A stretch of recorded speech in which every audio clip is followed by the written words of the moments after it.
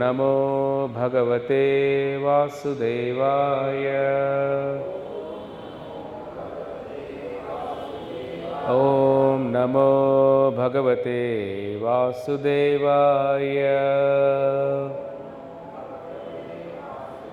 ఓం నమో భగవతే వాసుదేవాయ. ఓం అజ్ఞానతిమిరాంధస్య జ్ఞానాంజనశలాకయ చక్షురున్మిలితం యేన తస్మై శ్రీ గురవే నమః. హరే కృష్ణ. సో ఇవాళ మన భగవద్గీత భాగవతం రెండూ కూడా కొన్ని ముఖ్యమైనవి తెలుసుకుందాం. భగవద్గీత 6వ అధ్యాయంలో చివరి శ్లోకం, అద్భుతమైన శ్లోకం అది. మీరందరూ కూడా నా తర్వాత చెప్పండి. యోగినామపి సర్వేషాం మద్గతే అంతరాత్మనా శ్రద్ధావాన్ భజతే యో మాం సమే యుక్తతమో మతః. యోగినామపి సర్వేషాం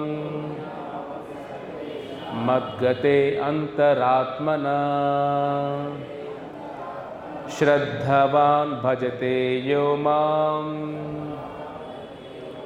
సమే యుక్తతమో మతః.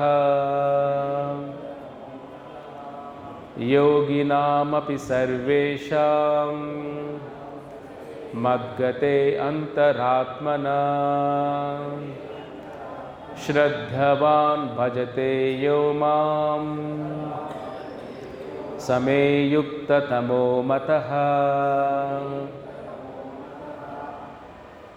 దీని అర్థం ఏమిటంటే, అందరూ చెప్పండి. యోగినాం, యోగులలో, అపి కూడా, సర్వేషాం అన్ని రకాలైన, మద్గతేన సర్వదా నన్నే తలుస్తూ, అంతరాత్మనః అతని హృదయంలో, శ్రద్ధవాన్ పూర్తి శ్రద్ధతో, భజతే సేవ ప్రియంగా సేవ చేసే వాళ్ళు, యహ ఎవరో, మాం నాకు, సహా అతడు, యుక్తతమః ఉన్నతమైన యోగిగా, మతః భావించబడతాడు. దీని అర్థం ఏమిటంటే, యోగినామపి సర్వేషాం మద్గతే అంతరాత్మన అంటే, ఎవరైతే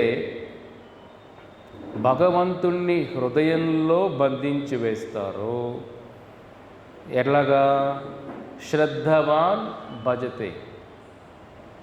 భగవంతుని ఏ విధంగా బంధించాలి? శ్రద్ధతో, డబ్బులతో కానీ, మనకున్న జ్ఞానంతో కానీ, తెలివితేటలతో కానీ, మనకున్న పలుకుబడితో భగవంతుని బంధించగలుగుతామా? చెప్పండి. బంధించలే. కృష్ణుడు ఏమంటున్నాడు ఇక్కడ? శ్రద్ధవాన్ భజతే. భజతే స్వామిని ఆరాధించేవాళ్ళు, శ్రద్ధతో ఆరాధించేవాళ్ళు, యుక్తతమో అంటే అన్ని యోగిల్లో, కర్మయోగి, రకరకాల యోగుల పేర్లు చెప్పండి. కర్మయోగి, తర్వాత జ్ఞానయోగి, తర్వాత ఎవరు? ధ్యానయోగి, లాస్ట్లో వచ్చేది ఎవరు? భక్తి యోగి. ఓకేనా? 4 రకాల యోగులు. మొదటిది ఎవరు? కర్మయోగి. అందరూ గట్టిగా చెప్పండి. కర్మయోగి. తర్వాత జ్ఞానయోగి, మూడవది ఏమిటి? ధ్యానయోగి, నాలుగవది భక్తి యోగి. ఇక్కడ కృష్ణుడు ఏమంటున్నాడు? ఎవరు ముఖ్యమైన, ఎవరు ఇంపార్టెంట్, నాకు ఎవరు ఇష్టమైన యోగి ముఖ్యం కదా. ఇప్పుడు మనం భగవంతుడు ఇష్టం అని చెప్పడం వేరు, భగవంతుడు నాకు వీళ్ళు ఇష్టం అని చెప్పడం వేరు కదా. నాకు నరేంద్ర మోడీ అంటే ఇష్టం, నరేంద్ర మోడీకి మన ఇష్టం ఉండాలి కదా, చెప్పండి కదా. నాకు నరేంద్ర మోడీ చాలా ఇష్టం, కానీ నరేంద్ర మన పేరే తెలియదు మనకు. ఆయన మన పేరు తెలుసు ఆయనకి తెలియకుండా ఉండొచ్చు. ఇక్కడ భగవంతుడికి మనం ఇష్టపడాలి. ఆయన ఏమంటున్నాడు? యోగినామపి సర్వేషం. ఎవరైతే అన్ని యోగిల్లో అర్జున మద్గతే అంతరాత్మన, ఎవరు వాళ్ళ హృదయాలను బంధించేస్తారో ప్రేమతో, అది ముఖ్యం. ఇప్పుడు కర్మయోగి ఏం చేస్తారు? కర్మయోగులు అంటే ఎవరు?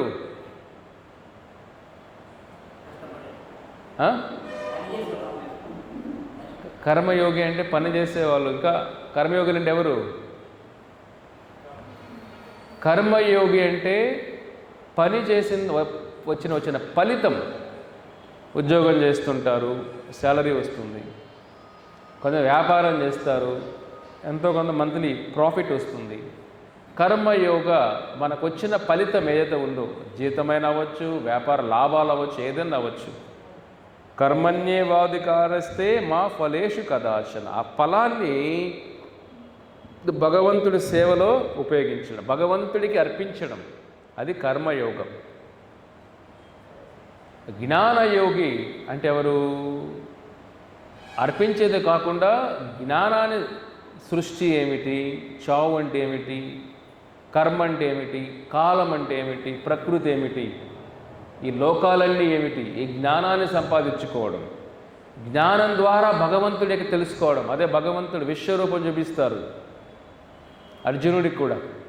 సమస్త సృష్టి భగవంతులోనే ఉంటుంది. ఆ జ్ఞానాన్ని సంపాదించడం జ్ఞానయోగి.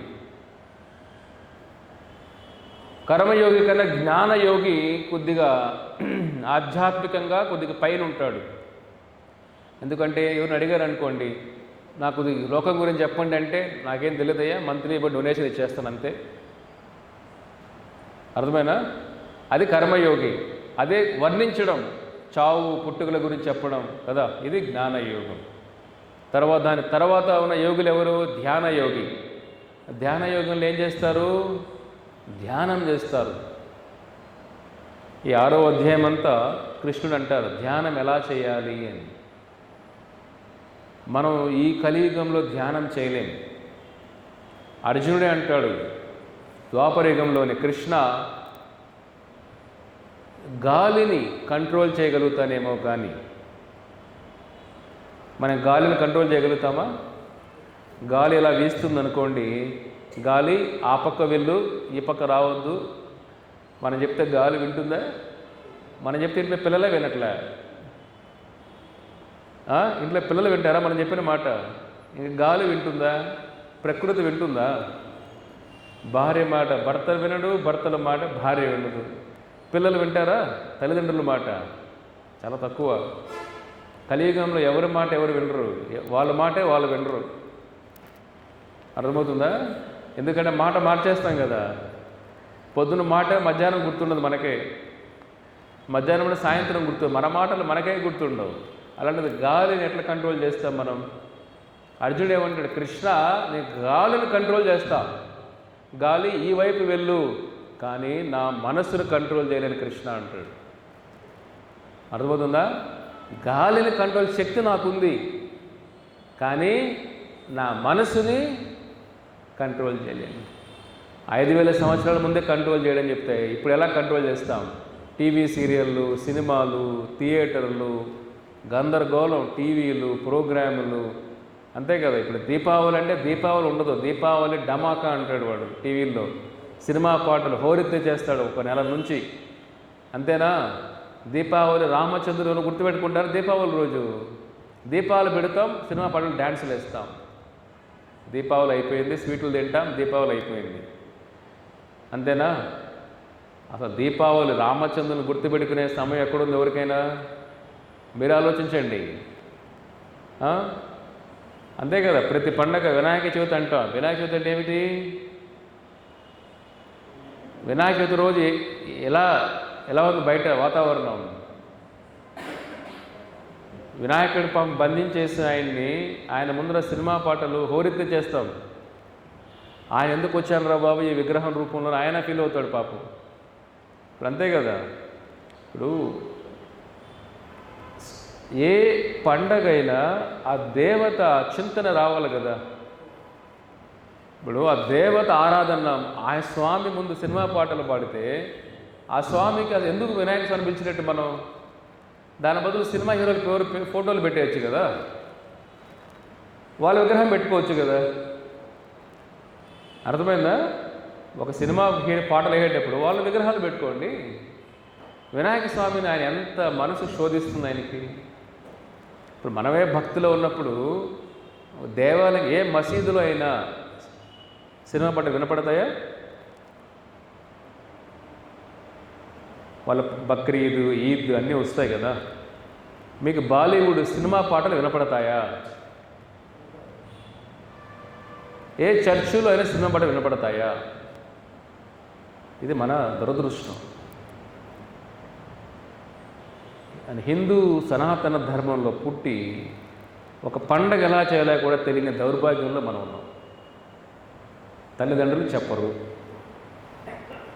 తల్లిదండ్రులు నాన్న ఇంత సంపాదించాను, ఇంత ఎక్కువ సంపాదించు నాన్న.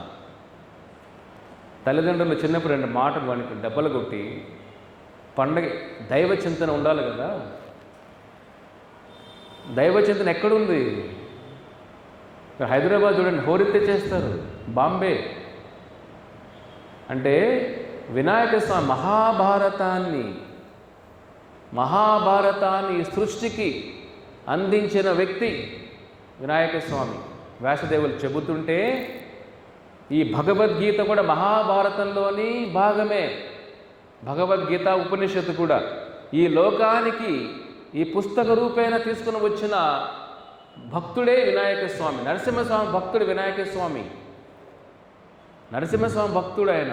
యత్పాద పల్లవ యుగం వినిధాయ కుంభ ద్వంద్వే ప్రణామ సమయే స గణాదిరాజ విఘ్నాన్ విహంత జగత్రయస్య గోవిందమాది పురుషం తమహం భజామి. అంటే బ్రహ్మదేవుడు చెబుతున్న శ్లోకం ఇది. బ్రహ్మదేవుడు ఏమంటున్నాడు? యత్పాద పల్లవ యుగం వినిధాయ కుంభ. ఓ గణేశ, ఓ వినాయక, నువ్వేం చేస్తావు? ఆ నరసింహస్వామి పాదాలు గట్టిగా పట్టుకొని ఉంటావు. విఘ్నం జగత్రయస్య, ఈ ముల్లోకాల్లో, ఈ 3 లోకాల్లో భక్తి మార్గంలో ఉన్న ఆటంకాలు, మోక్ష మార్గంలో ఉన్న ఆటంకాలు, వైకుంఠ మార్గంలో ఉన్న ఇబ్బందులన్నీ తొలగించడానికి విఘ్నాలు తొలగించి, భక్తి మార్గంలో విఘ్నాలు తొలగించి ఆ నరసింహస్వామి ద్వారా ఈ ముల్లోకాల్లో ఒక భక్తుడికి ఆటంకాలు లేకుండా చేయడానికి నువ్వు ఉన్నావయ్యా అని బ్రహ్మదేవుడు చెబుతాడు. మనం కొత్త కారు కొంటే వినాయక స్వామిని, కొత్త ఫోన్ కొంటే వినాయక స్వామి. ఎలా అయితే వినాయక స్వామి అంటే ఒక వస్తువులు కొంటే వినాయక స్వామి పూజ చేసేస్తాం. ఆయన దానికోసం కాదు. ఆయన మన ఆధ్యాత్మిక జీవితంలో ఈయన ఇబ్బందులు ఉంటే తొలగించడానికి, ఆ విఘ్నాలు తొలగించడానికి వినాయక స్వామి. ఇది బ్రహ్మదేవుడు చెబుతాడు, సృష్టికర్త. అంత గొప్ప మహాభక్తుడు. మీరు చార్ధామ్, చోటా చార్ధామ్ అంటారు ఉత్తరాఖండ్లో. గంగోత్రి, యమునోత్రి, బద్రీనాథ్, కేదారీనాథ్. బద్రీనాథ్లో వెళ్తే గుహ ఉంటుంది అక్కడ, వ్యాస గుహ. ఎంతమంది బద్రీనాథ్కి వెళ్ళారు? వ్యాస గుహ చూసారు అక్కడ?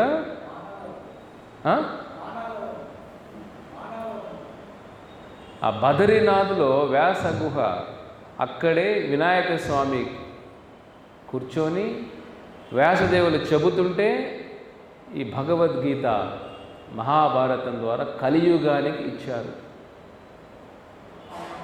అప్పుడు వినాయక స్వామి కండిషన్ చెబుతారు వ్యాసదేవులకి, నేను రాస్తాను కానీ నా పెన్ను మొదలు పెడితే మధ్యలో ఆపను. అర్థమవుతుందా? నేను రాస్తాను మహాభారతం, కానీ నా పెన్ను మొదలు పెడితే మధ్యలో నేను ఆపను. అలాగైతే నేను రాస్తాను అంటాడు ఆయన. చూడండి ఎంత వినాయక స్వామి, నా పెన్ను ఆపకూడదు, అలాగైతే నేను రాస్తానంట. వ్యాసదేవులు ఎవరు? నారాయణుని అవతారం. ఇన్ని వేదాలు ఇచ్చింది ఆయనే, మనకు పురాణాలు ఇచ్చింది ఆయనే, ఇంత ఇతిహాసాలు, సంహితాలు, ఉపనిషత్తులు ఇచ్చింది వ్యాసదేవులు, ఆయన శిష్యులే. ఆయన ఏమంటారు? ఆయన ఎంత తెలివి ఉండాలి వ్యాసదేవులకి, భగవంతుని అవతారం ఆయన.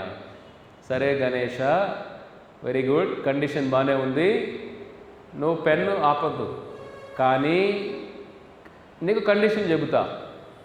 ఏమిటది? నువ్వు రాసే ప్రతి అక్షరం అర్థం చేసుకున్నాకే రాయాలి. అర్థమవుతుందా? ఇప్పుడు రాస్తున్నావు, అది అర్థమైతేనే రాయి. వింటావు కదా, నేను చెప్తుంటూ వింటావు, నువ్వు అర్థం చేసుకొని రాయాలి. ఇప్పుడు మీతో ఏదైనా ఒక మాట, పదం చెప్పాను అనుకోండి, మీకు రాసేయడం ఈజీనే, అర్థం చేసుకొని రాయాలంటే కొంత టైం పడుతుంది కదా. ఏంటి? యోగినామ, ఈ శ్లోకం చెప్తాను మీకే. యోగినామపి సర్వేషా మద్గతే అంతరాత్మన, ఒకటక్కడగా రాస్తాను తెలుగులో. అది అర్థం చేసుకుని రాయమంటే యోగినాం అంటే ఏమిటి, సర్వేషం ఏమిటి, మద్గతే ఏమిటి, అంతరాత్మ అంటే ఏమిటిది, టైం పడుతుంది కదా. ఆ టైంలో వ్యాసదేవులు ఆలోచించేవారు నెక్స్ట్ ఏం చెప్పాలి అని. చూడండి, అలాగా వ్యాసదేవులు ఆ కండిషన్ చెప్పారు వినాయక స్వామికి, నువ్వు రాసే ప్రతి పదం అర్థం చేసుకున్నాకే రాయాలి. అప్పుడు ఆయన వినాయక స్వామి విని అర్థం చేసుకునే లోపల వ్యాసదేవులకి టైం వస్తుంది. అప్పుడు ఆయన ఆలోచించేవారు నెక్స్ట్ ఏం చెప్పాలి అని. అలాగా వాళ్ళిద్దరూ కలిసి రాసినది వినాయక చవితి. అంటే నరసింహస్వామి భక్తుడు ఆయన. ఆయన స్వామిని తలుచుకుంటూ ఆయన ఆరాధన చేస్తూ ఈ భగవద్గీత అర్థం చేసుకునే జ్ఞానం నాకు ఇవ్వు తండ్రి. సినిమా పాటలు హోరెత్తేసి డీజేలు పెట్టి ఊరంతా అందరకల్లం చేసేసి, సందుకు ఒక వినాయక, సందుకు ఒక బాలీవుడ్, టాలీవుడ్, అన్ని వుడ్లు పెట్టేసి ఆ వినాయక స్వామి పారిపోతాడు తట్టుకోలేక ఆ సౌండ్కి. ఎందుకు వచ్చాను రా బాబు ఈ కర్మ కాకపోతే ఇక్కడికి, వీడి అతి భక్తి, వీడి భక్తే అది అని ఆయనకే విరక్తి వచ్చేస్తుంది. భక్తి అంటే ఏమిటి? ఆయన ఆ చింతన ఉండాలి కదా, అక్కడ ఆలోచన ఉండాలి కదా.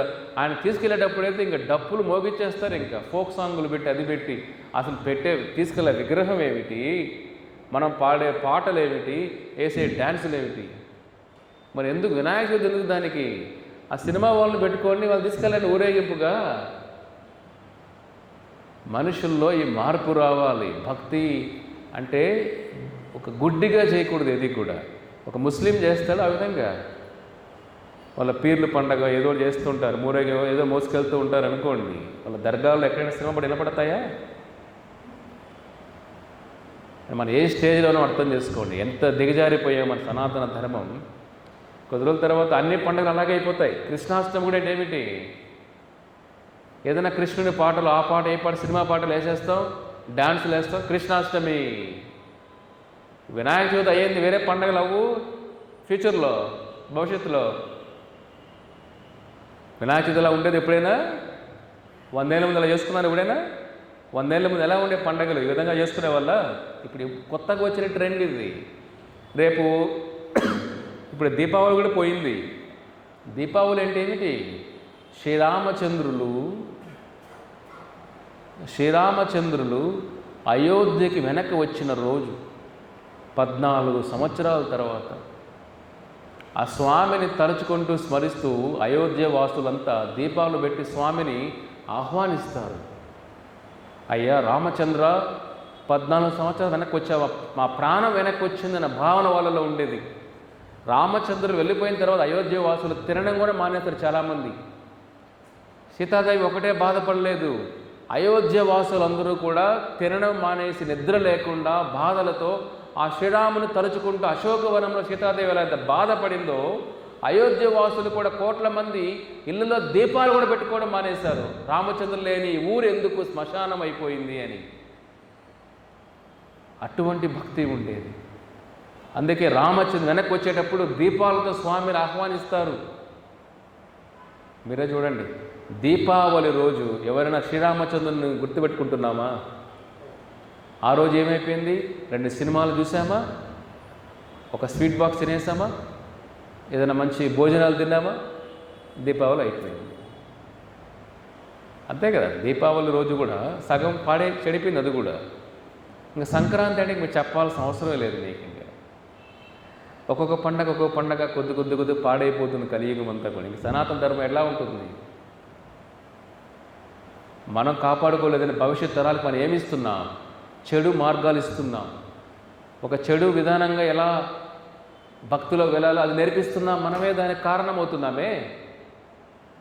ఎప్పుడూ కూడా ఒక బిడ్డ పాడైపోతున్నాడు దానికి కారణం తల్లిదండ్రులు. వాడు బిడ్డ పాడైపోయిన తర్వాత వాడిని చూసి ఎందుకు ఇలాంటి బిడ్డ పుట్టాడరా బాబు అని బాధపడడం ముఖ్యం కాదు. వాడిని సరైన మార్గంలో పెంచాల్సిన బాధ్యత తల్లిదండ్రులకు ఉంది. ఇప్పుడు దుర్యోధనుడు పాడైపోయాడు అని బాధపడే తప్పేం లేదు. వాడు చిన్నప్పటి నుంచి సరైన మార్గంలో పెంచారా?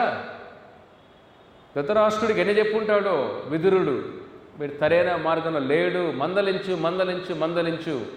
వాళ్ళు మందలించలేదు.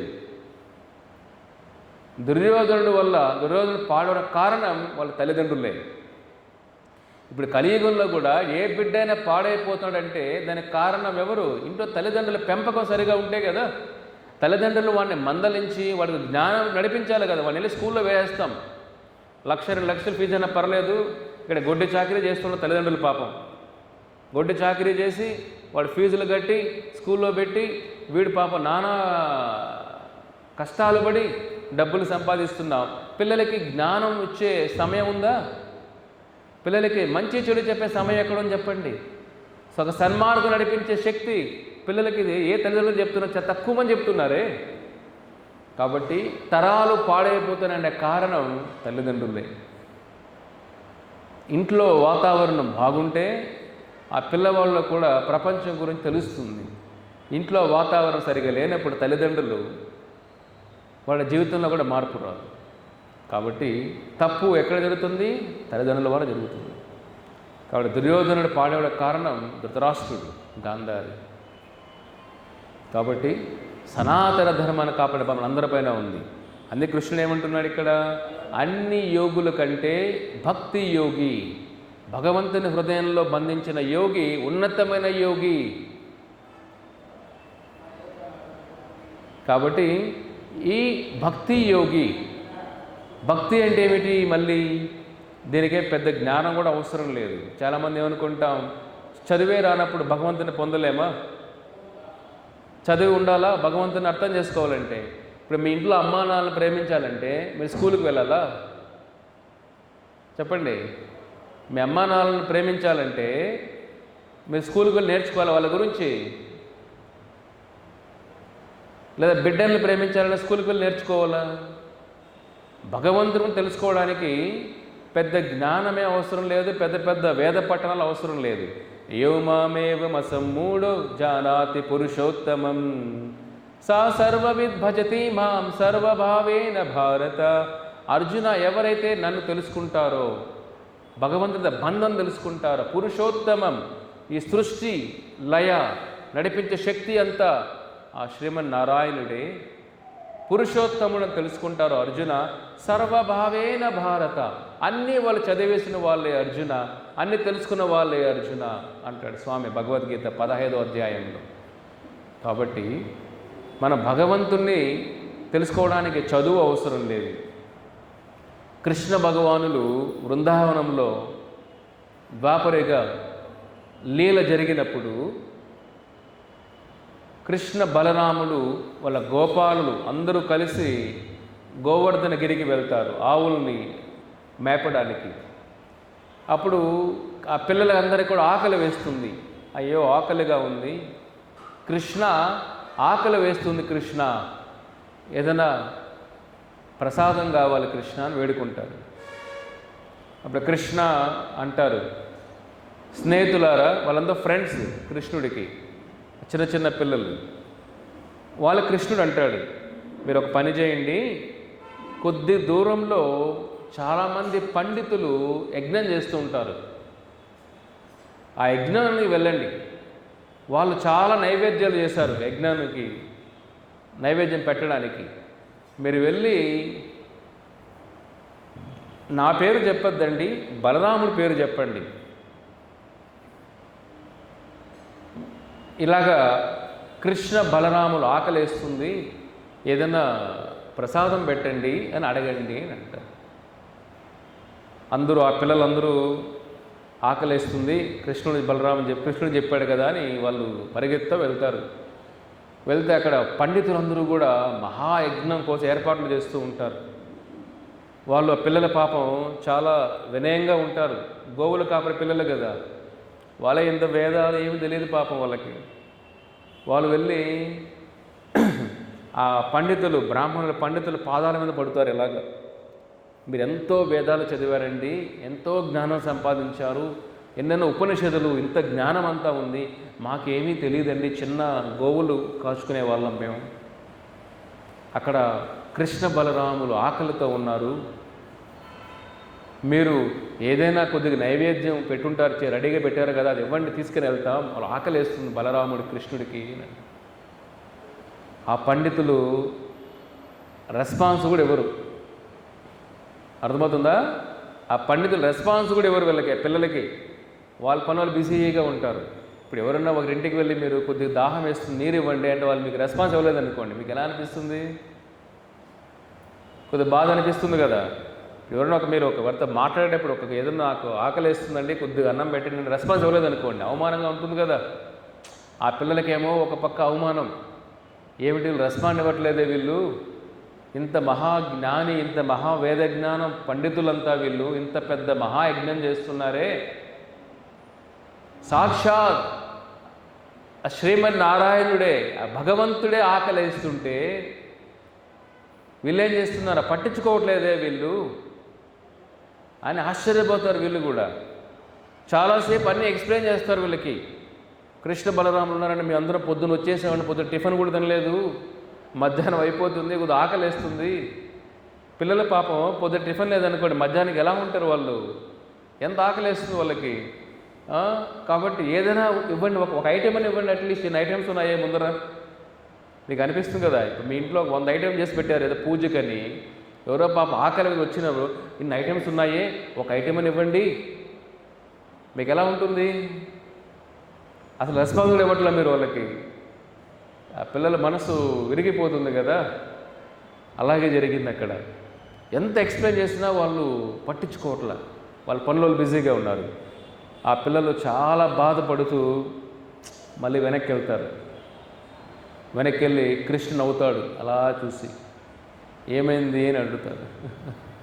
చూడండి, ఒకసారి భగవంతుడు ఆయన లీలలు మనం అర్థం చేసుకున్నామంటే మనకి ఈ వేద జ్ఞాన సారమే భగవంతుడు లీలలు. వేదాలు వేరు, ఆయన వాక్కులు వేరు కాదు. ధర్మం తు సాక్షాత్ భగవత్ ప్రణీతం. యమధర్మరాజు చెబుతారు, కృష్ణుడు ఏ మాట చెప్పినా అది వేదమే. ధర్మం తు సాక్షాత్, కృష్ణుడు చెప్పిందే ధర్మం, వేరే ధర్మం ఎత్తుక్కోకూడదు మనం. ఇంకా ఇక్కడ ఇంత పండితులు, ఇంత జ్ఞానం ఉన్నవాళ్ళు చూడండి, వాళ్ళేం పట్టించుకోలేదు. తర్వాత కృష్ణుడి దగ్గర వెళ్ళి బాధపడుతుంటే కృష్ణుడు అంటాడు, అర్థమైంది, బాధపడద్దండి, ఈసారి ఆ పండితులు వాళ్ళ భార్యల దగ్గరికి వెళ్ళండి. అర్థమైందా? ఆ పండితులు భార్యల దగ్గరికి వాళ్ళ ఇంటికి వెళ్ళండి, వాళ్ళ భార్యలకు చెప్పండి, ఈసారి నా పేరు చెప్పండి. కృష్ణుడు వచ్చాడు గోవులను కాస్తూ, కృష్ణుడికి చాలా ఆకలేస్తుంది అని ఒక్క మాట చెప్పండి, ఇంకేం అనొద్దండి. కృష్ణ అందూరం వెళ్ళాము, వాళ్ళ రెస్పాన్స్ కూడా ఇవ్వలేదు, ఇప్పుడు మళ్ళీ వెళ్ళాలా కృష్ణ? చూడండి, ఒక్కోసారి ఏదైనా ఒక పని మీద వెళ్ళినప్పుడు పని కాలేదు, మళ్ళీ వెళ్ళాలంటే కొద్దిగా నడుచుకొని ఎంత కష్టం చెప్పండి మీరే. మన ఒక ప్రోగ్రామ్ స్కూటర్లో పోవాలంటేనే ఎంతో లేజీగా సోమరితనం ఉంటుంది. నడుచుకొని వెళ్ళాలంటే అంత భక్తి ఎక్కడని చెప్పండి కలియుగంలో. ఇక్కడ వాళ్ళు గోపాలులు మళ్ళీ కృష్ణుడి కోసం మళ్ళీ వెళ్తారు వెనక్కి. సరే, ఈసారి ఏం చేస్తారు? పండితుల దగ్గర కాకుండా పండితుల భార్యల దగ్గరికి వెళ్తారు. తల్లి, కృష్ణుడికి ఆకలేస్తుందంటమ్మా అని అంటారు. ఇంక నెక్స్ట్ చెప్పే లోపలే అర్థమవుతుందా? ఆ పిల్లలు నెక్స్ట్ చెప్పే లోపలే కృష్ణుడికి ఆకలి వేస్తుంది ఆ లైన్ వింటారంతే వాళ్ళు. ఇంకా ఆ పిల్లలు చెప్పే లోపలే వాళ్ళు ఉన్న లేడీస్, ఆ బ్రాహ్మణ పత్ని, యజ్ఞ పత్నీస్, ఆ పండితుల భార్యలు అందరూ అది విని కొంతమంది అలాగే కింద పడిపోతారు, స్పృహ పడిపోతారు. అయ్యో కృష్ణుడికి ఆకలంట అని. కొంతమంది ఉన్న వాళ్ళందరూ పరిగెత్తి వెళ్ళి అన్న ఐటమ్స్ అన్నీ ప్యాక్ చేస్తూ ఉంటారు. వాళ్ళ భర్తలు పండితులు, ఏమైంది మెంటలా, మీకు పిచ్చా, మీకు ఇది నైవేద్యం కోసం పెట్టాం కదా. నైవేద్యం ఏమిటండి? కృష్ణుడి సాక్షాత్ భగవంతుడి ఆకలి ఉంటే యజ్ఞం అంతా అంటే ఏమిటి? యజ్ఞపతి అంటే శ్రీమన్నారాయణ ఆయనే కదా. సాక్షాత్ భగవంతుడి ఆకలి అంటే మీ యజ్ఞాలు గోల, ఈ గోల అంటే ఏమిటని వాళ్ళు భర్తల్ని అక్కడ తోసేస్తారు. చూడండి, భర్తల్ని పక్కన తోసేసి వాళ్ళ యొక్క అన్ని పదార్థాలన్నీ ప్యాక్ చేసుకొని వాళ్ళ అత్త మామలు అందరూ కూడా ఆపుతారు వాళ్ళని. ఎక్కడికి వెళ్తున్నారు మీరని. మళ్ళీ మీ ఇంటికి రాని మిమ్మల్ని బెదిరిస్తారు. మీ ఇంటికి రాకపోయినా పర్లేదు, చనిపోయినా పర్లేదు, భగవంతుడు కృష్ణ భగవాన్ ఆకలంటే మేము ఎట్లా నైవేద్యాలు ఎవరి కోసం ఇవన్నీ కూడా మాకు మీరు లేకపోయినా పర్లేదు అని పట్టుకొని ఇంట్లో నుంచి. చూడండి, ఇప్పుడంటే వేరే, ముందు యుగాల్లో ఒక ఇంట్లో నుంచి స్త్రీ వెళ్ళింది అనుకోండి, మళ్ళీ వెనక్కి తీసుకోవడం చాలా కష్టం. అప్పుడున్న యుగాల్లో వాళ్ళు అంతా ఇంట్లో వాళ్ళు బెదిరించిన మేము చనిపోయినా పర్లేదు, కృష్ణుడి భగవంతుడు ఆకలంటే ఎలా ఖాళీగా ఉంటాం, ఇక్కడ నైవేద్యాలన్నీ పట్టుకెళ్ళిపోతారు. వాళ్ళ పిల్లలు, పండితులు ఎంతో ప్రయత్నం చేస్తారు, తోసుకొని వెళ్ళిపోతారు. ఆ విధంగా పరిగెత్తో కృష్ణుడు ఆకలి ఆకలి ఆకలి ఆకలి. చూడండి, అక్కడికి వెళ్తానే కృష్ణుడు వాళ్ళని చూస్తానే స్వామి ఎలా ఉంటారంటే ఇలాగా బలరాముడు ఉంటారు, స్వామి పాదాలు, బలరాముడు ఈ విధంగా స్వామికి మసాజ్ చేస్తూ ఉంటాడు కృష్ణుడికి. ఒక చేతిలో తామర పువ్వు పెట్టుకుంటాడు కృష్ణుడు, తామర పువ్వు. ఇలాగా ఒక ఫ్రెండ్ గోపాలు ఆ గోవుల కాపరి పిల్లలపైన ఇలా చేయి వేసుకొని ఉంటారు. ఇలాగ చేయి వేసుకొని రిలాక్స్గా ఇలా నవ్వుతూ ఉంటారు. వైజయంతి మాల వేసుకొని పితాంబరం పంచగట్టుకొని అందం భాగవతం చెప్తుంది. ఆ కృష్ణుడు అందం వర్ణించలేము. ఆ స్వామిని చూస్తేనే ఒక మత్తు.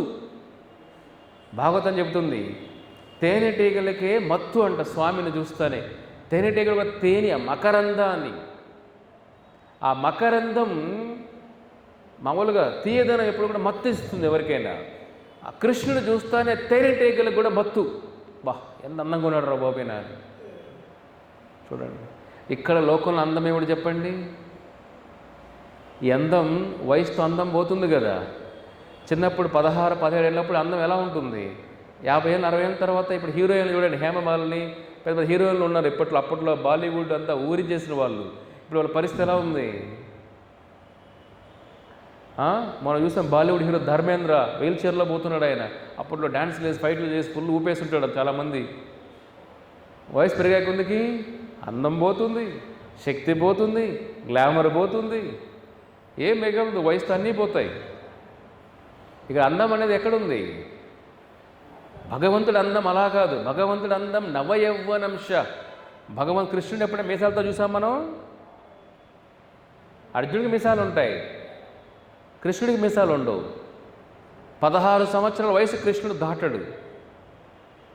కాబట్టి ఆయన అందాన్ని చూసి ప్రపంచమంతా మనం వదులుకునేస్తాం. అంత ఆకర్షణ. కృష్ణ అంటేనే ఆకర్షణ.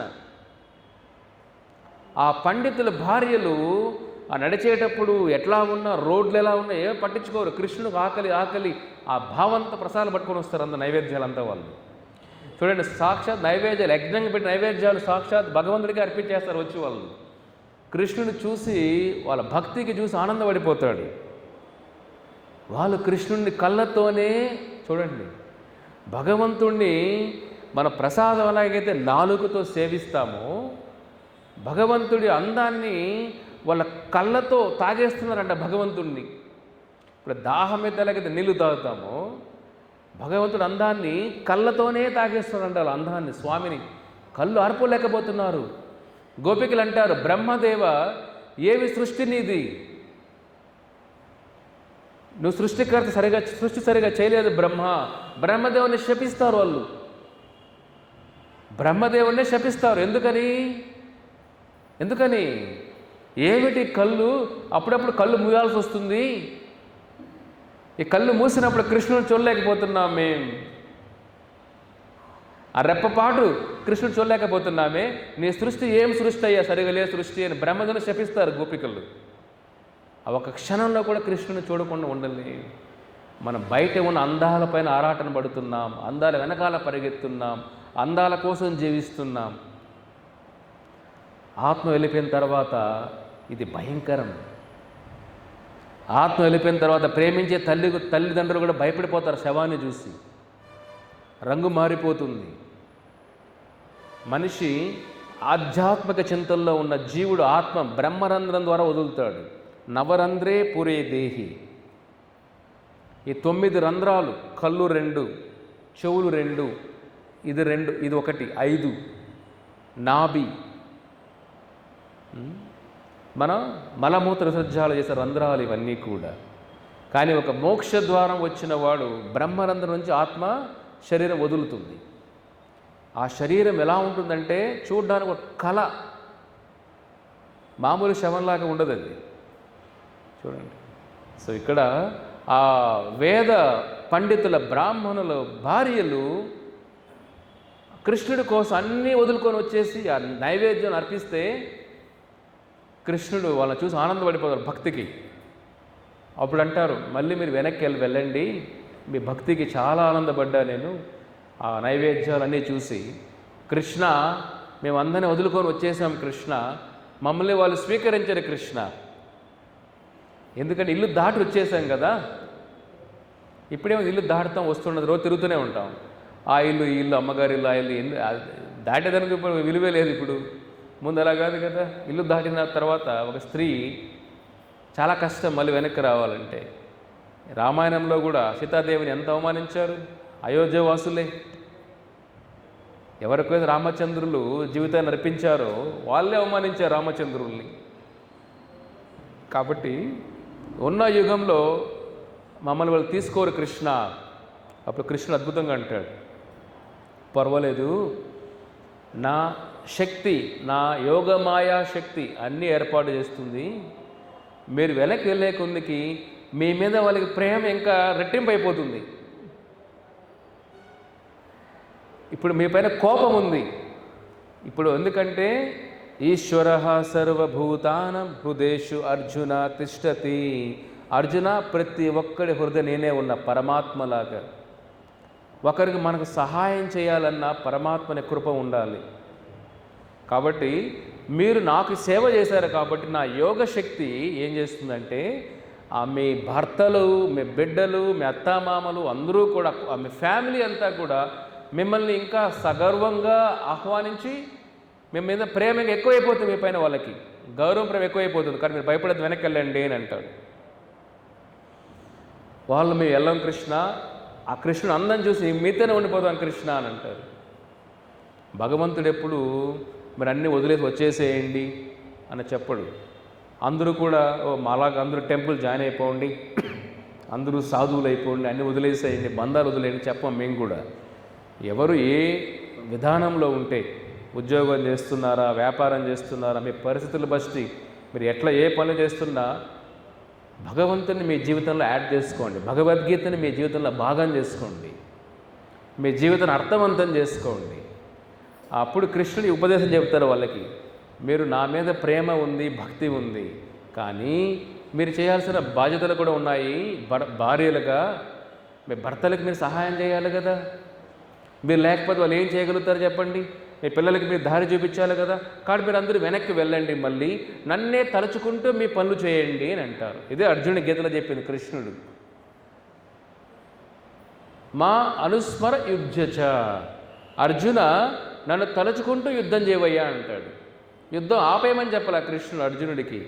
నన్ను తలుచుకుంటూ యుద్ధం చేయి, నన్ను తలుచుకుంటూ ఉద్యోగం చేయి, నన్ను తలుచుకుంటూ కుటుంబాన్ని నడిపించు, నా తలుచుకుంటూ వ్యాపారం చేయి, భగవద్గీత మన జీవితంలో భాగం అవ్వాలి అని వదులుకొని వెళ్ళాల్సిన అవసరం లేదు. భగవంతుని చేరుకోవాలన్నా, మోక్షాన్ని పొందాలన్నా ఇదే కృష్ణ వాళ్ళకి చెప్తారు, ఆ భార్యలందరికీ, ఆ పండితుల భార్యలందరికీ చెప్పి, నన్ను తలుచుకుంటూ ఇంటికి వెళ్ళి మళ్ళీ సేవ చేయండి అని అంటారు.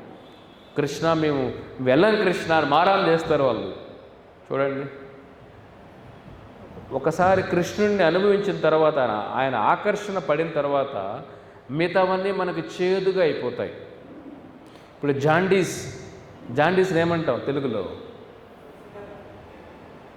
జాండీస్ జబ్బుని ఏమంటాం తెలుగులో? కామర్లు, పచ్చకామర్లు. పచ్చకామర్ వచ్చిన వాడికి ఎలా ఉంటుంది రుచి? ఏ తిన్నా చేదుగా ఉంటుంది. జాండీస్ పచ్చకామలు వచ్చిన వాడికి మీరు గులాబ్ జామ్ ఇచ్చిన ఎలా ఉంటుంది? వాళ్ళకి చేదుగా ఉంటుంది. మనం కూడా ఈ మాయా జబ్బులో ఉన్నప్పుడు ఎంత భగవద్గీత మనకు వినపడినా చేదుగా ఉంటుంది. ఎంత హరినామం, హరే కృష్ణ కృష్ణ కృష్ణ హరే హరే, అందరూ చెప్పండి, హరే రామ రామ రామ హరే హరే. ఆచార్యులు చెబుతారు, హరే కృష్ణ అని ఒక పదం చెప్పడానికి, కృష్ణ నాకు 10 లక్షల నాలుకలుంటే బాగుండే, ఒక్క నాలుగుతో ఆ తీయదనం తెలుసుకోలేకపోతున్నానే, నాకు 10 లక్షల చెవులుంటే బాగుండే, అంత తీయదనం కృష్ణ అనే పేరులోనే. మనలో ఆ భావన వస్తుందా? ఆ తీయదనమే లేదు మనకు. ఎందుకంటే మనకు ఆ పచ్చకామర్ల జబ్బుల్లో ఉన్నాం, ఆ మాయా జబ్బులో ఉన్నాం కాబట్టి భగవంతుడిని మనం తెలుసుకోలేకపోతున్నాం. అందుకే ఆ పండితుల భార్యలు చూడండి ఏమవుతుందో, వాళ్ళు కృష్ణ మళ్ళీ ఇంటికి వెళ్ళమంటే కృష్ణ వాళ్ళకి అభయం ఇస్తాడు. మీరు ఇంటికి వెళ్ళినా నన్ను మీరు ఎప్పటికీ మరచిపోరు. ఇది ఒక భక్తుడు ఏం కోరుకోవాలి? గుడికి వెళ్తే, ఏ దేవాలయంకి వెళ్ళినా ఏం కోరుకోవాలి? కృష్ణ నారాయణ గోవింద నిన్ను మర్చిపోకుండా చేసే, నిన్ను మర్చిపోకుండా ఎప్పుడు నీ ఆలోచనలో ఉండే, నీ చింతనలో ఉండే అదృష్టం నాకు ఇవ్వు తండ్రి అని కోరుకోవాలి భగవంతుణ్ణి. మనం బయట వెళ్తే పరిస్థితులు ఎలా ఉంటాయి? భయంకరంగా ఉంటాయి. వాళ్ళు అదే కృష్ణుడు వాళ్ళకి అభయం ఇస్తారు, నన్ను మీరు ఎప్పటికీ మర్చిపోరు, మీ చింతనలో నేనే ఉంటాను. ఈ జన్మ ఇదే ఆఖరి జన్మ మీ అందరికి కూడా, మరో జన్మలో మళ్ళీ మీరు గోపికలుగా పుట్టి డైరెక్ట్గా నా సేవ చేస్తారు అంటారు. చూడండి, భగవంతుడి కోసం మనం చేసే సేవ వృధా కాదు. ఈ లోకంలో ఎంత సేవలు చేసినా మిమ్మల్ని గుండెల్లో మీద తంతారు. అయ్యో నా కూతురే ఎంతో సేవ చేస్తాం, ఎవరో ఒక అబ్బాయి మాయలో పడిపోతుంది, మిమ్మల్ని తంతుంది. ఎవడో అబ్బాయి, అయ్యో నా కొడుకు ఎంత అద్భుతమైన కొడుకు పుట్టాడే, పెళ్ళైన తర్వాత కోడల ద్వారా తన్నిస్తుంది. అయింది. ఇక్కడ ఉన్న ఈ బంధాల్లో మీరు ఎన్ని వెతికినా నిజమైన ప్రేమ కనపడదు, దొరకదు. ఇక్కడ ఎడారుల్లో బావి కోసం వెతకడం మూర్ఖత్వం, కరెక్టే కాదా? ఎడారుల్లో నాకు నది కావాలని దొరుకుతుందా? ఎడారుల్లో మీకు గంగానది దొరుకుతుందా? మూర్ఖత్వం. కాబట్టి ఈ మాయా ప్రపంచంలో నాకు నిజమైన ప్రేమ దొరకాలి, నా పిల్లలను ప్రేమించాలి, నా బంధాలు గౌరవించాలి అనుకోవడం మూర్ఖత్వం. ఇక్కడ దొరకదు. నా సుఖం నా పరం గతః. అందుకే కృష్ణుడు వాళ్ళకి అభయం ఇస్తాడు, పండితుల భార్యలకి, నా ఆశీర్వాచాలతో నన్ను మీరు ఎప్పటికీ మర్చిపోరు. ఇది చాలా ముఖ్యం. ఇది భగవంతుడి కృప లేకుండా, భక్తుల కృప లేకుండా భగవంతుడి చింతనలో మనం ఉండలేము. మీకు భగవద్గీత ఇచ్చిన కాసే తర్వాత మైండ్ ఎక్కడో పోతుంది. ఇప్పుడు ఇక్కడ ప్రోగ్రాంలో సత్సంగంలో మీరు కూర్చొని ఉన్న మీ మైండ్ మీరు ఎక్కడో ఉంటుంది, మీరు తిరుగుతుంటే ఊరంతా ధర్మంలో తిరుగుతూ ఉంటుంది. రేపు ఏం చేయాలి, ఇప్పుడు ప్రోగ్రాం తర్వాత ఏం చేయాలి, ఎప్పుడు ఈ ప్రవచనాలు అయిపోతాయి, నెక్స్ట్ ఏం చేద్దాం, రేపు ఏం చేద్దాం, ఎల్లుండి ఏం చేద్దాం, ఈ ప్లానింగ్ అంతా ఉంటుంది. చూడండి, కానీ అలా కాదు. ఆ యజ్ఞపత్ని ఎలాగంటే ఆ భగవంతుని కోసం చూడండి, వాళ్ళు ఎంతమంది ఆపినా ఛేదించుకొని వచ్చారు. ఆకర్షణ అది. ఎలాగైతే ఒక చిన్న వయసులో ఉన్న టీనేజ్ అమ్మాయి ఒక టీనేజ్ అబ్బాయి కోసం తల్లిదండ్రులు ఎంత చెప్పినా తప్పించుకొని వెళ్ళిపోద్ది. వాడు ఆకర్షణలో పడిపోయి, ఒక మామూలు అబ్బాయే అంత ఆకర్షించేస్తే ఆ గురుత్వాకర్షణ, అన్ని ఆకర్షణల కన్నా ఆకర్షణ కృష్ణ ఆకర్షణ. ఆకర్షణ వర్ణించలేం, శాస్త్రాలు కూడా వర్ణించలేవు, వేదాలను వర్ణించలేవు ఆ భగవత్ ఆకర్షణని. మన ఆకర్షణలో పడాలి మనం. సరే, కృష్ణుడు ఎలాగైనా వాళ్ళని ఓదారిస్తాడు. ఇంకొక జన్మలో ఇక్కడే మళ్ళీ గోపికలాగా పుడతారు. ఈ ఒక్క జన్మ మీ భర్తలకు సేవ చేయండి, బిడ్డలకు సేవ చేయండి, నన్ను స్మరిస్తూ సేవ చేయండి. చూడండి, భగవంతుడు వదిలేసి వచ్చేసేయండి. వచ్చేసారా, గుడ్ జాబ్, రేపే జాయిన్ అయిపోండి అని చెప్పలేదు ఆయన. మళ్ళీ మీ ధర్మాలు చేయండి. చేస్తూ కుటుంబమే జీవితం కాదు, భర్త సేవే జీవితం కాదు, భార్య సేవే జీవితం కాదు, బిడ్డలే జీవితం కాదు, వాళ్ళందరూ జీవితంలో ఒక భాగం. జీవితమే వాళ్ళు కాదు, జీవితంలో చిన్న భాగాలు వాళ్ళు. మీకోసం మీరు చేసుకునే సమయం మానవ జీవితం. పుట్టుక చావులు తెలుసుకోవడానికి మానవ జీవితం. చనిపోయిన తర్వాత మన ప్రయాణం తెలుసుకోవడమే మానవ జీవితం. ఊరికే శ్రద్ధ చేస్తుంటాం, ఇస్తర వేస్తుంటాం, 11 రోజు 12 రోజులు విస్తర, నెల విస్తరలు శ్రద్ధ చేస్తుంటాం, పిండాలు పెడుతుంటాం, సంవత్సరం తర్వాత ఏమిటి? ఆ గమ్యం తెలుసుకోవాలి కదా. శ్రద్ధలు చేస్తున్నాం, ఆ జీవుడి ప్రయాణమే తెలియట్లేదే మనకు. కాబట్టి మానవ జీవితం జాగ్రత్త కాపాడుకోవాలి మనం. ఇక చూడు ఏమవుతుందో, వాళ్ళు కృష్ణుడు చెప్పిన మాట విని వెనక్కి వెళ్తారు. వెనక్కి వెళ్ళేకుందికి వాళ్ళ భర్తలంతా ఇంకా ప్రేమగా రండి అని ఆహ్వానిస్తారు. మీరు నైవేద్యాలు తీసుకెళ్ళిపోయారే, నేను తప్పు చేశారా అని వాళ్ళు మందలించట్లేదు, తిట్టే కోపం లేదు వాళ్ళ పైన, ప్రేమ ఎక్కువైపోయింది. ఇది కృష్ణుడి యొక్క ఆకర్షణ. భగవంతుడి కోసం మనం సేవ చేసినప్పుడు భగవంతుడు మనల్ని వదిలిపెట్టాడు. ఆయన కోసం కొన్ని కష్టాలు పడి కొన్ని బంధాలు వదులుకుంటే ఆయన మనల్ని మర్చిపోడు. ఆయన ఇక్కడ పండితుల భార్యలు వెనక్కి వెళ్ళినప్పుడు వాళ్ళ పిల్లలు కూడా ఇంకా ఎక్కువ ప్రేమిస్తున్నారు వాళ్ళని. చూడండి, ముందుగా ప్రేమించే కన్నా ఇక ఎక్కువ ప్రేమిస్తున్నారు వాళ్ళని. వాళ్ళకి ఆశ్చర్యపోదు, ఏమిటిది ఇంత ఎక్కువగా మనం గౌరవిస్తున్నారు, ప్రేమిస్తున్నారే. ఇప్పుడు మీ ఇంట్లో సడన్గా మిమ్మల్ని ఎక్కువ ప్రేమించారనుకోండి, మీ డౌట్ వస్తుంది కదా, ఏంటరా వీడు ఇంకా ఎక్కువ మనం గౌరవిస్తున్నాడు, ఏమిటి వీడు సడన్గా ఏమైంది వీడికి. ఇప్పుడు మా ఆయన మిమ్మల్ని మంచి గౌరవంతో మాట్లాడాలనుకోండి, మీకు డౌట్ వస్తుంది, మా ఆయనకి ఏమైంది, కరెక్ట్గా ఉండడం లేదో, డౌట్ వస్తుందా లేదా? మీ భార్య కూడా మీతో ప్రేమగా మాట్లాడదనుకోండి, ఏమైంది అబ్బాయి వీడికి ఈరోజు, ఏమైనా కావాలా, ఏమిటో పాపం. కలియుగంలో ఏమైనా ప్రేమగా మాట్లాడినా మనకు డౌట్ వచ్చేస్తుంది, ఏమైనా కావాలో మన దగ్గర నుంచి అనుకుంటాం. అర్థమైందా? ఇక్కడ చూడండి, ద్వాపరయుగంలో ఆ వేద బ్రాహ్మణుల భార్యలు అంత అద్భుతంగా ఆ వాతావరణం చూసి వాళ్ళకి కృష్ణుడు చెప్పిన గుర్తు వస్తుంది. అప్పుడు వాళ్ళ భర్తలు ఒక మాట అంటారు, అద్భుతమైన మాట ఇది భాగవత పురాణంలో. మనం ఇన్ని వేదాలు చదివామే, ఇన్ని పురాణాలు ఉపనిషత్తులు చదివామే, కానీ వీళ్ళు చదువు లేదే, ఇంత వేద జ్ఞానం లేదే, కానీ వీళ్ళకున్న జ్ఞానం మనలో లేకుండా పోయిందే. సాక్షాత్ భగవంతుడే ఆకలంటే మనం యజ్ఞాలు చేసే దాంట్లో బిజీగా ఉండి ఆ పిల్లల్ని మనం నిర్లక్ష్యం చేశాము. భగవంతుడు సాక్షాత్ వచ్చి, ఇప్పుడు విగ్రహం ఉంది, యజ్ఞం రెడీగా పెట్టుకున్నాం, నైవేద్యం పెట్టుకున్నాం, పక్కన భగవంతుడు నాకు ఆకలి కొంత పెట్టరా బాగుంటే, ఉండు స్వామి ముందు యజ్ఞం చేయాలంటే ఎలా ఉంటుంది? యజ్ఞం చేసేది ఎవరి కోసం? స్వామి కోసం కదా.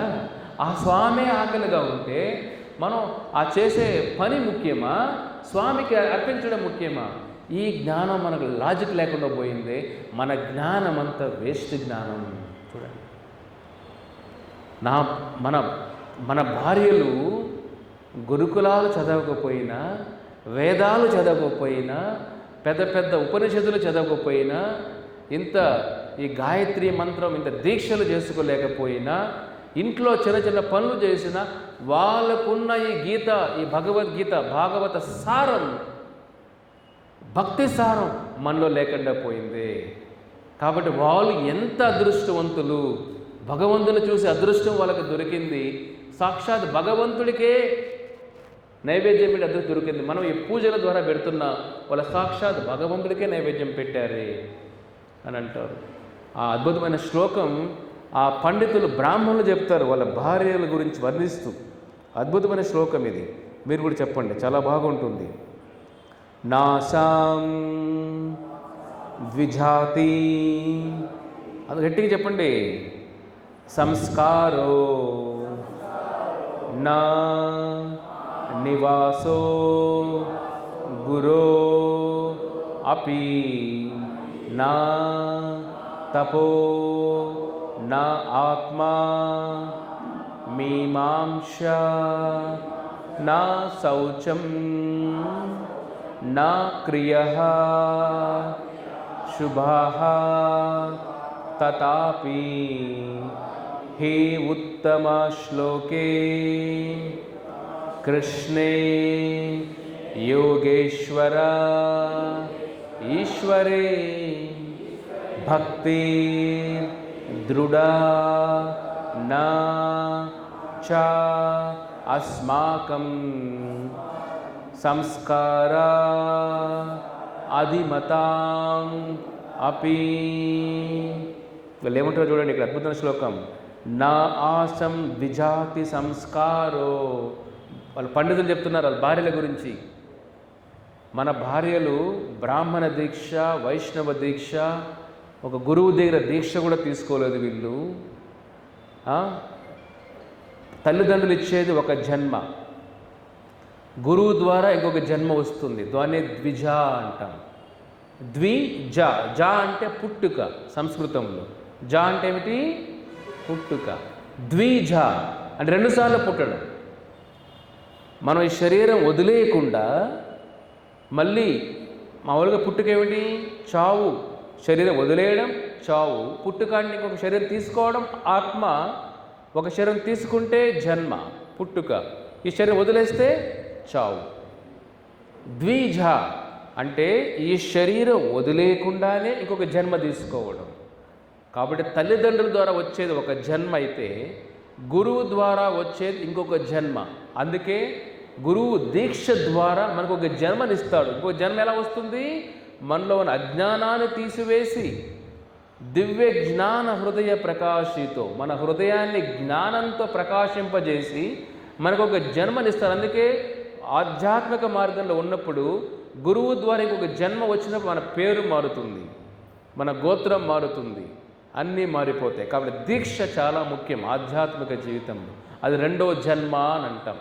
చనిపోకుండానే ఇదే శరీరంలో బుద్ధి మారుతుంది. ఆ జ్ఞానంతో బుద్ధి మారి ఇంకొక జన్మ తీసుకున్నట్టే. మళ్ళీ మనం చనిపోయి వేరే కుటుంబంలో పుట్టాలని అవసరం లేదు. ఇదే శరీరంలో ఉంటూ మన బుద్ధి మార్చుకోవాలి, ఆలోచన విధానం మార్చుకోవాలి, మన సంస్కారాలు మార్చుకోవాలి గురువు ద్వారా. కాబట్టి దీక్ష అనేది ఇంకో మరో జన్మ లాంటిది. అదే వీళ్ళు అంటున్నారు, ఆ బ్రాహ్మణులు ఏమంటున్నారు వాళ్ళ భార్యల గురించి, వీళ్ళు దీక్ష కూడా తీసుకోలేదే, ద్విజాతి నా సంస్కారో, వీళ్ళు సంస్కారాలు కూడా చేయలేదే. ఎందుకంటే వేద జ్ఞానాల్లో స్త్రీలకి అన్ని ఆచారాలు వర్తించవు. అదే అంటున్నారు వీళ్ళు ఇక్కడ, నా నివాసో గురోరపి. మన భార్యలు గురుకులాల్లో కూడా నివాసో, గురుకులాల్లో ఉండలేదే. ఎప్పుడు మనమన్న చిన్నప్పుడు గురుకులాలకు వెళ్ళి గురువు దగ్గర ఉండి నేర్చుకొని వేద జ్ఞానం, శృతి స్మృతి పురాణాది. శృతి అంటే వేదాలు, స్మృతి అంటే మహాభారతం రామాయణం, ఇవన్నీ కూడా పురాణాలు, 18 పురాణాలు, ఇవన్నీ కూడా మనం నేర్చుకున్నాము గురువు దగ్గర. మన భార్యలు ఎప్పుడు కూడా గురువుల దగ్గరికే వెళ్ళలేదే. నివాసో గురోరపి, గురువుల దగ్గరికి వెళ్ళలేదు, గురుకులలో ఉండలేదు. ఏమిటి? నా తపో, ఎప్పుడు తపస్సు చేయలేదే వీళ్ళు. మనం తపస్సు చేశాం. మీమాంస, వేద పఠనం కూడా చేయలేదే. నా శౌచం క్రియా శుభ, గురుకులాలో లేకుండా, వేద పఠనం చదవకుండా, వేద జ్ఞానం లేకుండా. కానీ వీళ్ళకి ఏమర్థమైంది? ఇంత జ్ఞానమంతా లేకపోయినా, గురుకుల ఆశ్రమాల్లో ఉండలేకపోయినా, గురువుల దగ్గర అభ్యాసం చేయకపోయినా స్త్రీలు, కానీ ఏమర్థమైంది వీళ్ళకి? భర్తలు అంటున్నారు, తతోపి ఉత్తమ శ్లోకే కృష్ణే యోగేశ్వరేశ్వర. ఇవన్నీ లేకపోయినా కృష్ణుడు ఉత్తమ శ్లోకుడు, ఆ కృష్ణుడి భగవత్సారం వీళ్ళకి అర్థమైపోయింది. కృష్ణుడి కోసం ఏదైనా చేసేసారే. కాబట్టి వీళ్ళు గురుకులాల్లో ఉండి చదివితే ఎంత పుణ్యమేత వస్తుందో. కాబట్టి వీళ్ళు మన కుటుంబంలో భార్యలుగా అవడం వల్ల మన జన్మలే పావనమయ్యాయి. చూడండి, ఒక స్త్రీ వల్ల, ఒక స్త్రీ ఎంత భక్తిగా ఉంటే, గురుకులాలు లేకపోయినా, వేద పఠనం లేక భగవంతుడిపైన భావం, ప్రేమ ఏర్పరచుకుంటే వాళ్ళు అంటున్నారు, మనం చదివిన వేదాలన్నీ కూడా మనం ఆ సారం తెలుసుకోలేకపోయామే, కానీ మన జీవితం అంతా వేస్ట్ అయిపోయింది. ఇంత యజ్ఞాలు చేస్తున్నాం కానీ ఆ యజ్ఞపతి సాక్షాత్ శ్రీకృష్ణ భగవానులే ఆకలి అంటే దానికి మనం రెస్పాండ్ కూడా చేయలేదే, మనలాంటి మూర్ఖులు ఉంటారా అని వాళ్ళు తిట్టుకుంటూ ఉన్నారు. ఇక్కడ చూడండి, ఈ సామాన్యంగా ఉన్న మన భార్యలు భగవంతుడి హృదయాన్ని జయించేశారే. ఇది కదా వేద జ్ఞాన సారం అంటే ఏమిటి? వేదాలు దేనికోసం? భగవంతుడి హృదయాన్ని జయించడం కోసం. వేదాలు తల్లి లాంటిది. తల్లి ఏం చెప్తుంది? మన తండ్రి అని ఎవరు చెప్తారు మనకు చెప్పండి? తల్లి చెబుతుంది, బిడ్డ ఇతను మీ తండ్రి అని. అది ఈజీ. ఊరంతా తిరుగుతామా తండ్రి కోసం? మనకు చెప్పండి. మన తండ్రి తెలుసుకోవాలంటే తల్లిని అడుగుతామా, ఊరంతా అడుగుతామా? చెప్పండి, ఎవరు అడుగుతారు తండ్రి గురించి తెలుసుకోవాలంటే? తల్లి కదా. ఊరంతా తిరుగుతామా నా తండ్రి ఎవరని? తల్లి, అమ్మ నా తండ్రి ఎవరమ్మా? ఈయన నీ తండ్రి నాయన, అయిపోయింది కదా మ్యాటర్. ఇక్కడ వేదాలని ఏం చెప్తున్నాయి? వేదేశ సర్వే అహమేవ వేద్యో వేదాంత కృ వేదేవ సారం. అర్జున, అన్ని వేదాలు నా నుంచే వచ్చాయి. అన్ని వేదాలు సారం ఏమిటి? కృష్ణ తత్వం తెలుసుకోవడం, కృష్ణుని చేరుకోవడం. కృష్ణుని గీతలు అంటాడు, అహమేవ వేద్యో, వేదాలు వచ్చింది నా నుంచే. వేదాంత కృ వేదేవ చాహం, ఆ వేదాలు ఎందుకు? నన్ను చేరుకోవడం. కాబట్టి వేదాలు తల్లి లాంటిది, తండ్రి గురించి చెబుతాయి. కాబట్టి వాళ్ళందరూ ఆ భార్యల్ని పొగుడుతున్నారు, మీరు ఈ వంశంలో పుట్టడం వల్ల మా జన్మ పావనమైంది, మా తల్లిదండ్రుల జన్మ పావనమైంది, కొన్ని జన్మలనే పావనమైంది. కాబట్టి మీలాంటి వాళ్ళు ఉండడం వల్ల ఇప్పుడు మాకు నిజంగా భక్తి అంటే అర్థమైంది. కాబట్టి మన పెద్ద జ్ఞానాలు సంపాదించిన ఉపయోగం ఏం లేదు భగవతత్వం తెలియకుండా. అదే కృష్ణుడు అంటున్నాడు ఇక్కడ. ఈ శ్లోకాలు ఏం చెప్తున్నాడు ఆయన? యోగినామపి సర్వేష మద్గతి అంతరాత్మన శ్రద్ధ భజతే యో మాం యుక్తతమో మతః. అర్జున, ఎవరైతే నన్ను హృదయంలో భక్తితో ప్రేమతో బంధిస్తారో అంతరాత్మన, వాళ్ళు నిజమైన యోగులు. వాళ్ళు నాకు ఉన్నతమైన యోగి, నాకు చాలా ప్రియమైన యోగి. కాబట్టి మనకు పెద్ద చదువులు అవసరం లేదు భగవంతుడు తెలుసుకోవాలంటే. ఒక సరళమైన హృదయం ఉంటే చాలు, కల్మషం లేని హృదయం ఉంటే చాలు. ఎక్కువ చదివామంటే ఈ లోకంలో అంత ఎక్కువ మోసం చేస్తాం. అంతేనా? ఎంత బాగా తెలుసుకున్నావో ఈ ప్రపంచాన్ని అంత ఎక్కువ మోసం చేస్తావు. ఎంత లా చదివామంటే అంత బాగా మోసం చేస్తావు. అంతేనా? ఇప్పుడు మోసం చేసేవారు చెప్పండి, చదువురాడు ఎవరు మోసం చేస్తాడా? వాడు పాప ఏం చదవలేడు, ఏం మోసం చేస్తాడు? వాడు ఎవరిని మోసం చేస్తాడు? వాడు భూమిని నమ్ముకుంటాడు, ప్రకృతిని నమ్ముకుంటాడు, దైవం నమ్ముకుంటాడు. చదివిన వాడు చదువుని నమ్ముకుంటాడు, జ్ఞానాన్ని నమ్ముకుంటాడు. కాబట్టి అందరినీ ముంచేస్తాడు వాడు. ఎంత ఎక్కువ చదివితే ఏం చేస్తావు మనం? అంత నాస్తికత్వం వచ్చేస్తుంది మనిషిలో కూడా. షార్ట్కట్ తెలుసుకుంటాడు, ఈ విధంగా వెళ్తే ముంచేయచ్చు, ఈ విధంగా అయితే ఎక్కువ మందిని ముంచేయచ్చు. అర్థమవుతుందా? లండన్లో ఒక సంఘటన జరిగింది నిన్న. ఒక డాక్టర్ ఏం చేశాడంటే 2 కాళ్ళు నరుక్కునేశాడు. అర్థమవుతుందా? లండన్లో ఒక డాక్టర్ 2 కాళ్ళు నరుక్కునేశాడు. అందరికీ అర్థం కాలేదు ఎందుకు, ఏమైందని. మన పేపర్లు వేశారు, నిన్నే వచ్చింది న్యూస్లో అంతా కూడా. ఆ లండన్ డాక్టరు, దానిపైన ఇన్సూరెన్స్ ఉంది ఆయనకి. ఇన్సూరెన్స్ డబ్బులు వస్తాయి, ఆయన డబ్బులు అవసరం ఉంది. 5 కోట్లు ఇన్సూరెన్స్ ఉంది ఆయనకి. 5 లక్షల పౌండ్లు, 5 లక్షల పౌండ్లు 5 కోట్లు అని వేరే డాక్టర్ సహాయం తీసుకొని 2 కాళ్ళు నరుక్కునేశాడు. నరుక్కొని ఇన్సూరెన్స్ అప్లై చేశాడు. వచ్చేస్తుంది ఇన్సూరెన్స్ అని వేరే కాళ్ళు పెట్టుకొని ఇన్సూరెన్స్ అప్లై చేసినప్పుడు ఇన్సూరెన్స్కి అప్లై చేస్తాం కదా, నాకు డబ్బులు వెనక్కి ఇవ్వండి, ఇంతదే నా కాళ్ళు పోయినాయి. ఇన్సూరెన్స్ వాళ్ళు ఇన్వెస్టిగేట్ చేశారు. ఇతను డాక్టర్ అంటున్నాడు కాళ్ళు పోయినా అంటే ఎందుకు కాళ్ళు పోయినా ఇన్వెస్టిగేషన్ చేస్తే వాళ్ళు తెలిసింది ఏమిటి, ఇతని కాళ్ళు ఇతను నరుక్కునేశాడు అని. వెంటనే గవర్నమెంట్కి రిపోర్ట్ చేసి అతను డాక్టర్ ఉద్యోగం తీసేశారు, లైసెన్స్ క్యాన్సిల్ చేసేశారు, జైల్లో పెట్టేశారు. ఇక్కడ ఏం జరిగింది? ఎంత ఎక్కువ చదివితే ఏం లాభం? ఇక్కడ ఎలా మోసం చేయాలో ఎక్కువ తెలుసుకుంటాం. అర్థమైనా? ప్రతి ఫీల్డ్లో ఉంటారు ఈ విధంగా. కాబట్టి కలియుగంలో భగవంతుని తెలుసుకోవాలంటే ఎంత తక్కువ చదివితే అంత మంచిది.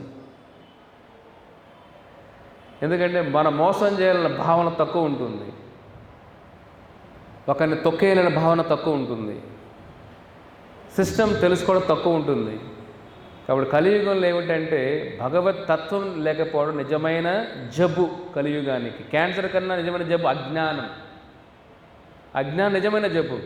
చూడండి, అక్కడ పండితులు అంత వేదాలు చదివినా వాళ్ళ భగవత్ తత్వం అర్థం కాలేదు, వాళ్ళ భార్యలు చదవకపోయినా తత్వం అర్థమైపోయింది.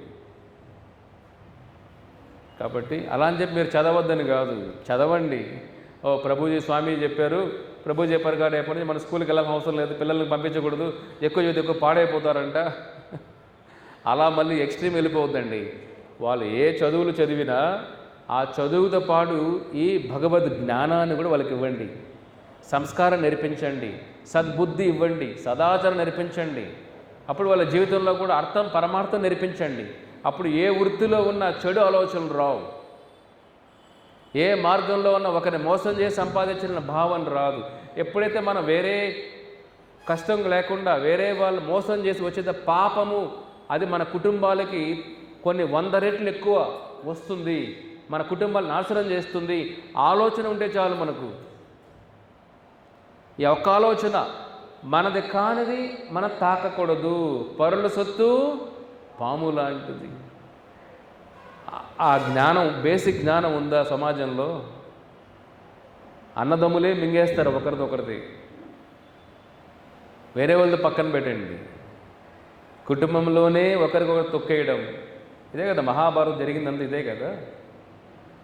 కాబట్టి ఆధ్యాత్మిక భగవద్గీత ఏం చేస్తుంది? మనలో ఆ భావన తీసుకొని వస్తుంది.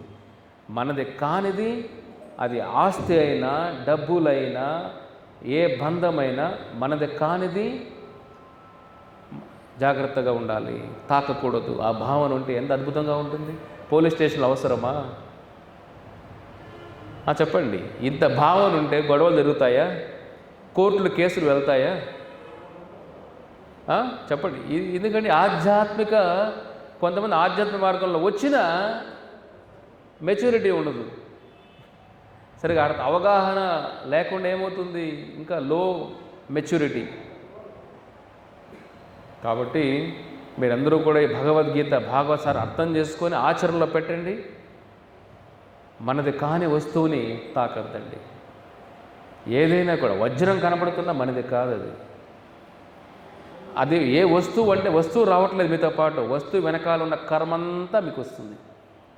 మీ ద్వారా పిల్లలకి అందరికీ అంటువ్యాధిలాగా. ముందర ఒక క్యాన్సర్ ఉందనుకోండి, క్యాన్సర్ జబ్బుని మనం తీసుకుంటామా? చెప్పండి. ఒక వైరల్ ఫీవర్ అనుకోండి, ఎదురుగా ఉంది, తీసుకుంటామా? కరోనా ఉన్నప్పుడు ఏమైంది? చైనాలో కరోనా ఉన్నప్పుడు బెడ్రూములు కూడా బయట డోర్లు కొట్టి సీల్ చేసేస్తారు, వాడు బయట రాకుండా. ఇంట్లో వాడినే చైనాలో అంతా, వాడు బయట వస్తే వాడి ద్వారా మనకు వస్తుందేమో అని భయం ఉండాలి కదా. భక్తిలో ఉన్నప్పుడే భయం ఉంటుంది. భయం మంచి భయం. ఇది ఏది చేయాలో ఏది చేయకూడదో భయం ఉండాలి జీవితంలో. అప్పుడే పైకి వెళ్ళగలుగుతాం మనం. ఎవరినైనా తొక్కేసి ఎవరిని మోసం చేసేసి ఆ పైన ఎన్ని రోజులు కూర్చుంటాం? పైకి వెళ్ళి మనం పైకి వెళ్తాం, దాంతోపాటే షుగరు, బీపీ, జబ్బులు ఎదురు చూస్తున్నాం. ఎప్పుడెప్పుడు మీరు మింగేద్దామా అని. చూడండి, ఇప్పుడు పెద్ద పెద్ద దోచేసిన వాళ్ళంతా ఎక్కువ తినలేరు, ఎక్కువ కూర్చోలేడు, ఎక్కువ వంగలేడు, ఎక్కువ తాగలేడు. అన్ని జబ్బులతో ఉన్న లోకమంతా కావాలి. అంతేనా? కొంతమంది భక్తులు చెప్తున్నారు కూడా, భగవంతుడు సొమ్ములు మింగేస్తాం, ఆయన ల్యాండ్లు మింగేస్తాం, మనుషుల ల్యాండ్లు ఎలాగో మింగేస్తున్నాం, భగవంతుడి మాయాలు కూడా మింగేస్తున్నామే, దేవుడి భూములు కూడా. రాజులంతా అప్పుడు దేవాలయాలకి ఇబ్బంది కాకూడదు, దేవాలయాల ఆరాధన కోసం, భగవద్ ధర్మ ప్రచారం కోసం, భగవంతుడు మనలా కష్టపడకూడదు, వాళ్ళకున్న ఆస్తిని భగవంతుడు దేవాలయ మాన్యాలాగా ఇచ్చారు గొప్ప రాజులు, చక్రవర్తులు అందరూ కూడా. మనమేం చేస్తున్నాం? భగవంతుని మింగేస్తాం, గుడిలు మింగేస్తాం, లోపల విగ్రహాలు మింగేస్తాం, అందరినీ మింగేస్తున్నాం. ఇదంతా రావణుడి యొక్క లక్షణాలు, ఇవన్నీ దుర్యోధన లక్షణాలు. ప్రతి ఇంట్లో ఒక రావణుడు, దుర్యోధనుడు ఉన్నాడు, మింగేయడానికి రెడీగా ఉంటాడు. అమ్మ నాన్నే మింగేసేవాడు, దేవుడిని మింగడా? చెప్పండి. పొద్దున్న చూస్తావాడు అమ్మ పాప, ఆవునే మింగేసేవాడు, దేవుడిని మింగడా? కనపడిన దేవుడిని మింగేడు. సమాజం జరిగేదంతా ఇదే. అందుకే ధర్మ ప్రచారం జరిగినప్పుడే మనిషిలో కొద్దిగా పరివర్తన వస్తుంది. ఏది మింగకూడదో తెలుసుకుంటాం అట్లీస్ట్ మనం. లేదా కనపడినంతా మింగేస్తామా? భస్మాసురులాగా అయిపోతాం మనం. లాస్ట్ మనమే భస్మం అయిపోతాం. లాస్ట్కి ఏమవుతాం? మనమే మింగేస్తాం. భస్మాసురులాగా వాడు లాస్ట్కి వాడే భస్మం అయిపోయాడు. ఇవన్నీ మనం భస్మం చేసుకునేస్తాం. కాబట్టి తల్లిదండ్రులు గౌరవం ఇవ్వలేని వాడు సమాజాన్ని ఎవరు గౌరవిస్తాడు? ఇంకా ఈ ఆధ్యాత్మిక ఆలోచన విధానం ప్రతి ఇంటికి వెళ్ళాలి. మీ ఊరిలో కానీ ప్రతి ఊరిలో ప్రతి ఇంటికి భగవద్గీత వెళ్ళాలి. వెళ్ళినప్పుడే ఇంట్లో ఆలోచన విధానం మారుతుంది, తల్లిదండ్రుల విధానం పెంచే విధానం మారుతుంది. నాయన ఇది మనది కాదు నాయన, ఒక పెన్ను ఇంటికి తీసుకొచ్చినా భలే ఉందిరా పెన్ను అని ఇంట్లో పెట్టకూడదు, అడగాలి ఎక్కడ పెన్ను ఇది, వాళ్ళకి ఇచ్చేసారే పెళ్ళి. ఎప్పుడైతే వాడి పిల్లల్ని మందలించడం ఆపేస్తామో, పెన్ను దొంగిలించిన వాడు పెద్దన్నాక భూములు మింగేస్తాడు, తర్వాత దేవుని మింగేస్తాడు. అర్థమైందా? చిన్నప్పుడు మా వాడు భలే స్మార్ట్, చాలా తల్లిదండ్రులు ఆనందపడిపోతారు, పిల్లవాడు చాలా స్మార్ట్ అని. ఏం స్మార్ట్ ఇది చెప్పండి? వేరే వాళ్ళు తొక్కేసి పైకి వాడు స్మార్టా? కాదు. కాబట్టి పిల్లలకి మంచి గుణాలు ఇవ్వండి, సంస్కారం ఇవ్వండి. అదే మీరు తల్లిదండ్రులకు ఇవ్వాల్సిన కానుక. పిల్లలకి సద్భావం, మంచి భావం, దైవ గుణాలు ఇవ్వండి పిల్లలకి. అదే మీరు ఇచ్చే ఆస్తి. ఇంకా మీరు ఆస్తులు సంపాదించారని మిమ్మల్ని మింగేస్తారు భస్మాసురులాగా. పిల్లలకి ఆస్తులు ఇవ్వద్దండి, మంచి ఆలోచన విధానం ఇవ్వండి. పిల్లలకి మంచి ఆలోచన విధానం ఇవ్వండి, మంచి గీతా జ్ఞానం ఇవ్వండి. వాళ్ళ జీవితాలకి ముందుకు వెళ్ళే ఒక ఆయుధం భగవద్గీత, ఇది ఇవ్వండి. ఓకేనా? హరే కృష్ణ.